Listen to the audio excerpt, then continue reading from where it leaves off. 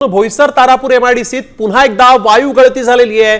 भोईसरमधील विनायक केमिक्स कंपनीमध्ये क्लोरीन गॅसची गळती झाली आहे। काही कामगारांना यानंतर श्वास घ्यायला त्रास जाणवू लागला, घशाचा देखील त्रास जाणवू लागला आणि त्यानंतर हा सगळा प्रकार उघडकीस आलेला आहे। अग्निशमन दल सध्या घटनास्थळी दाखल झालेला आहे।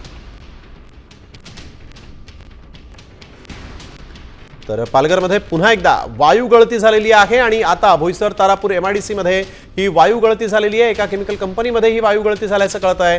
या ठिकाणी काम करणाऱ्या कामगारांना श्वसनाचा आणि घशाचा त्रास जाणवू लागला आणि त्यानंतर हा सगळा प्रकार लक्षात आलेला आहे।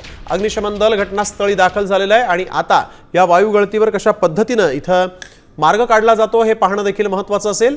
तारापूर एमआयडीसी मध्ये पुन्हा एकदा वायू गळतीचा हा प्रकार समोर आलेला आहे।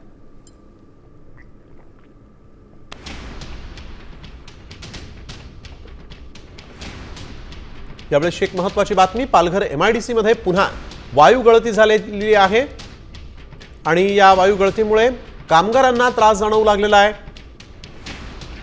श्वास घ्यायला देखील या कामगारांना त्रास जाणवू लागला होता आणि त्यानंतर हा सगळा प्रकार लक्षात आला आणि आता अग्निशमन दलाला इथं पाचारण करण्यात आलेलं आहे।